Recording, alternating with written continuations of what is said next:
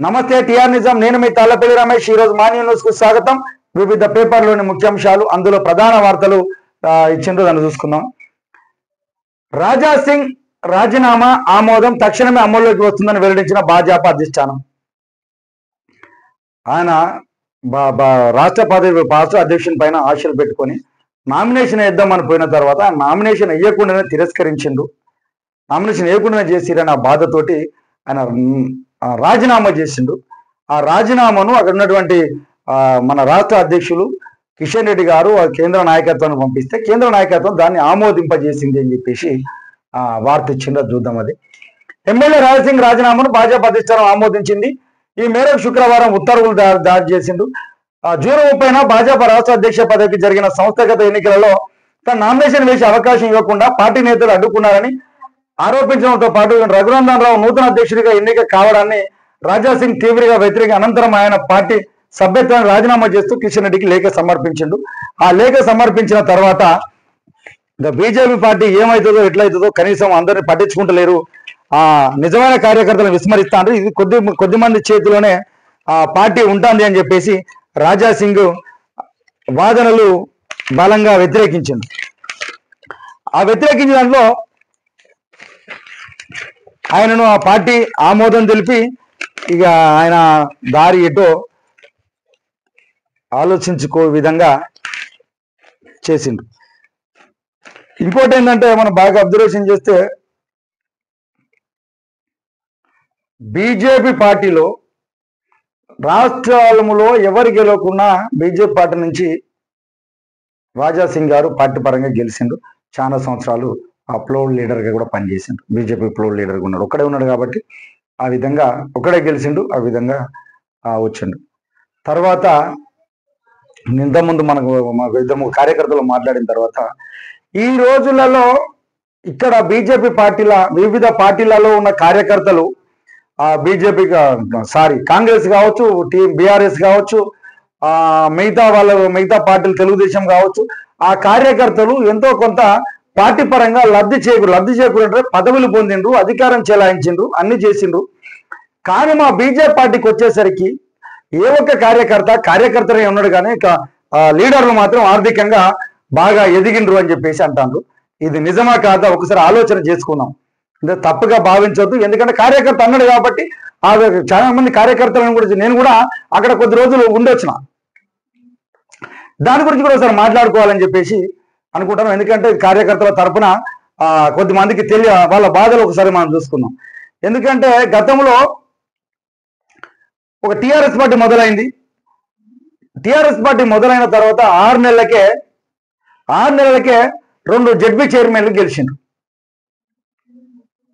అదే బీఆర్ఎస్ పార్టీకి మన బీజేపీ పార్టీకి ఎన్ని సంవత్సరాల చరిత్ర ఉన్నా ఎంతో మంది కార్పొరేషన్ చైర్మన్లుగా ఎన్నిక కాబడ్డారు. ఇక్కడ కార్యకర్తలు ఎంతో మంది ఎంపీటీసీలుగా, సర్పంచులుగా వాటి మీద పదవులు అనుభవించిండ్రు.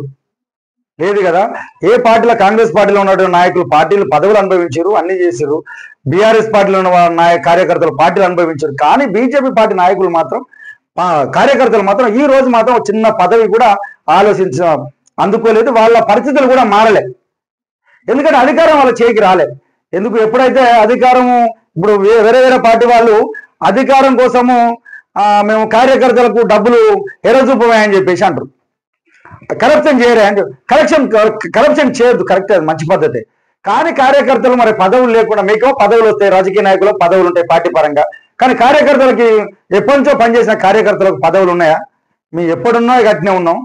మాకు లీడర్లు మాత్రం అంచెలంచెలుగా ఎదుర్కొంటా పోయిండ్రు అని చెప్పేసి అంటా ఉన్నారు. ఇంకోటి కూడా కార్యకర్తలు అంటా ఉన్నాడు, ఇప్పుడు వాళ్ళు ఎంపీలుగా పోటీ చేస్తే మన కేంద్ర పార్టీ నుంచి వాళ్ళకు పార్టీ ఫండ్ కింద డబ్బులు ఇస్తారు, ఆ ఫండ్ కింద డబ్బులు ఇచ్చేసి మీరు ఖర్చు పెట్టుకో అని చెప్పేసి అంటారు. మరి వాళ్ళకేమో వీళ్ళు ఎమ్మెల్యేలు నిలబడ్డ వాళ్ళు ఎంపీలు తీసుకొని పోటీ చేసిండ్రు.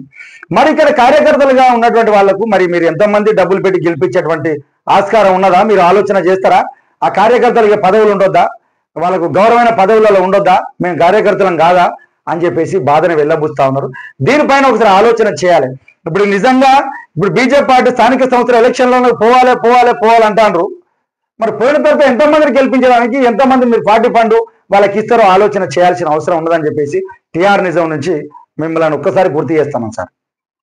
వాళ్ళ బాధలే, కార్యకర్తల బాధలే, దాన్ని పట్టించుకోకపోతే ఇంకెవరు పట్టించుకుని, పార్టీ పరంగా మీరు పట్టించుకోకపోతే ఇంకెట్లా?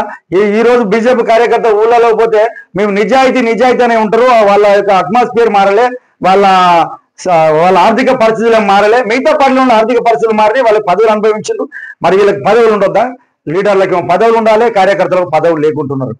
అవి ఏమనంటే మీరు పని చేయండి మీకు పార్టీ పదవులు వస్తాయని చెప్పేసి అంటారు. మీరు ఏం చేయకుండా మీకు పదవులు వస్తే మీకు పార్టీ నుంచి పండు వస్తుంది. మరి ఇక్కడ రేపు సర్పంచ్ నిలబడ్డ వాళ్ళకు, ఎంపీటీసీకి నిలబడ్డ వాళ్ళకు, జెడ్పీటీసీ నిలబడ్డ వాళ్ళకు మీరు ఎంత ఫండ్ పెట్టి వాళ్ళని గెలిపించడానికి ఆస్కారం చూపుతారో చూడాలి. ఎందుకంటే వాళ్ళు కూడా అధికారం చెలాయించాలి. వాళ్ళు కూడా రేపు చెప్పుకోవడానికి మేము కార్పొరేషన్ చైర్మన్మే, మేము సర్పంచ్మే, మేము జెడ్పీటీసీ, మేము ఎంపీటీసీ, మేము ఒక జిల్లా పరిషత్ చైర్మన్ అయినా అని చెప్పుకోవడానికి ఉండాలి కదా. 8 మంది ఎంపీలుగా గెలిచిండ్రు, 8 మంది ఎమ్మెల్యేలు ఉన్నారు. ఇప్పుడు ఎంతమందిని గెలిపేయడానికి మీ వంతు ఆ కృషి చేస్తారు అని చెప్పేసి టీఆర్ నిజం నుంచి కార్యకర్తల తరఫున చిన్న విన్నపాన్ని తెలియజేస్తున్నాను సార్. వాళ్ళ బాధలను ఒకసారి మీరు కూడా, వాళ్ళకు అధికారం వాళ్ళకు కూడా అందాలి, అంతే విధంగా మీ వంతు సహకారం కూడా ఉండాలని చెప్పేసి టీఆర్ నిజం నుంచి ఒక్కసారి వాళ్ళ బాధలను ఒకసారి చెప్పడం జరిగింది సార్. ఇంకోటి, ఏసీబీ నుంచి తీసుకోండి మూసీ అభివృద్ధికి, ఏడీబీ నుంచి తీసుకోండి మూసీ అభివృద్ధికి 4,100 కోట్ల రుణంపై కేంద్ర ఆర్థిక వ్యవహారాల శాఖ సిఫారసు.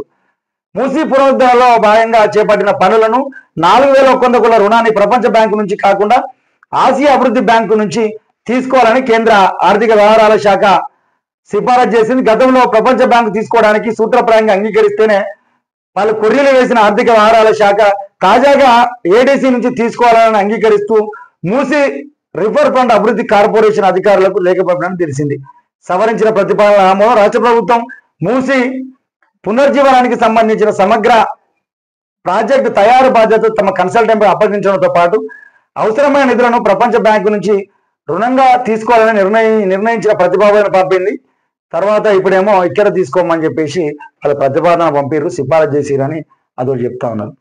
ఇంకోటి, భాజపా అధ్యక్ష పదవి నుంచి రామచంద్రరావును తొలగించాలని చెప్పేసి మన ఉప ముఖ్యమంత్రి బట్టి విక్రమార్క గారు నిన్న మాట్లాడుతూ ఉన్నారు. చూద్దాం. రోహిత్ వేముల ఆత్మహత్య ఆయనే కారణం, ఆ పార్టీ నాయకత్వం దేశ ప్రజలకు క్షమాపణ చెప్పాలి. ఉప ముఖ్యమంత్రి బట్టి విక్రమార్క డిమాండ్. కర్ణాటక తరగతిలో ఇక్కడ పవర్ షేరింగ్ వివాదం లేదని వ్యాఖ్య. ఎందుకంటే ఆ రోజు రోహిత్ వేముల ఆత్మహత్య చేయడానికి కారణం రామచంద్రరావు. అలాంటి వ్యక్తికి ఈ రోజు పార్టీ పగ్గాలు ఏ విధంగా ఇస్తారో నేను తొలగించాలి, ఆయన అక్కడ సూటబుల్ వ్యక్తి కాదు అని చెప్పేసి బాహ్యపాఠంగా మన ఉప ముఖ్యమంత్రి గారు మాట్లాడిండు. హైదరాబాద్ కేంద్రీయ విశ్వవిద్యాలయం హెచ్ఎస్జి విద్యార్థి రోహిత్ వేముల ఆత్మహత్యకు రామచంద్రరావు ప్రధాన కారణమని రాష్ట్ర భాజపా అధ్యక్ష పదవి నుంచి తొలగించాలని ఉప ముఖ్యమంత్రి బట్టి విక్రమార్క డిమాండ్ చేశారు. అణగారిన వర్గాల విద్యార్థిని వేధించి ఆత్మహత్యకు ఉసిగొల్పిన వ్యక్తిని పదవి కట్టబెట్టేందుకు భాజపా నాయకత్వం దేశ ప్రజాపాలకు క్షమాపణ చెప్పాలని చెప్పేసి అంటాను. ఎందుకంటే ఈయన బలహీన వర్గాలకు, అణగారిన వర్గాలకు చెందినటువంటి రోహిత్ వేముల చనిపోవడానికి ప్రధాన కారణం రామచంద్రరావు కాబట్టి ఆయనకు ఏ విధంగా పదవి ఇస్తారు, ఆ పదవి ఇవ్వడానికి అందరూ జీర్ణించుకోలేకపోతారు. ఆయన ఏ విధంగా మీరు సబబుగా చేస్తారు? అలాంటి వాడిని రాష్ట్ర అధ్యక్షుని చేయడం కరెక్ట్ కాదు, ఆయన వెంబడి తొలగించాలని చెప్పేసి భాజపా పార్టీకి బహిరంగంగానే మాట్లాడుతూ ఉన్నాడు. ఏఐసిసి ఎస్సీసీఎల్ చైర్మన్ రాజేంద్రపాల్ గౌతమ్తో కలిసిన కాంగ్రెస్ పార్టీ ప్రధాన కార్యాలయంలో ఇందిరా భవన్లోని విలేకరుల సమావేశంలో మాట్లాడుతూ గతంలో ఈ ఘటన గురించి అప్పటి సీఎం కేసీఆర్ పట్టించుకోవాలని ఆరోపించారు. ఇప్పుడు తమ ప్రభుత్వం ఆత్మహత్య కారణాలపై విచారణ చేపట్టేందుకు పునఃప్రారంభించిందని చెప్పేసి అంటారు. ఎందుకంటే అప్పుడు ఉన్నటువంటిదేమో టీఆర్ఎస్ ప్రభుత్వం, బీఆర్ఎస్ ప్రభుత్వం ఉన్నది కాబట్టి వాళ్ళు పట్టించుకోలేదు. ఇప్పుడు ప్రజా ప్రభుత్వం వచ్చింది, దాన్ని ఏం జరిగింది వెలికి తీస్తాం, ఆయనను తొలగించాలి, ఏమైనా తొలగించి భాజపా పార్టీ వాళ్ళకి క్షమాపణ చెప్పాలని చెప్పేసి అంటారని వార్త ఇచ్చింది. ఇక అది ఆలోచన చేయాలి, ఏం జరుగుతుంది, ఎట్లా పోతుంది అనేది చూద్దాం. ఇంకోటి ఏంటంటే హైదరాబాద్లో షేర్లింగంపల్లి నియోజకవర్గానికి సంబంధించి షేర్లింగంపల్లి సర్కిల్లో విపరీతంగా అవినీతి జరుగుతుందని చెప్పి చెప్తా ఉన్నారు. కనీసం దాన్ని పట్టించుకునే నాదులు లేదు. ఏం జరుగుతుంది అని అడిగితే వాళ్ళు ఇంతవరకు కూడా చలనం లేకుండా జిహెచ్ఎంసీ అధికారులు ఉన్నారు. దానికి సంబంధించిన మన ఏసీపీ గారిని కూడా నిన్న ఫోన్ చేసి అడగడం జరిగింది. ఆయన దానిపైన కనీసం స్పందన లేకుంటున్నాడు. దీనిపై ఆలోచన చేయాలని చెప్పేసి టీఆర్ నిజాం నుంచి అడుగుతా ఉన్నాం సార్.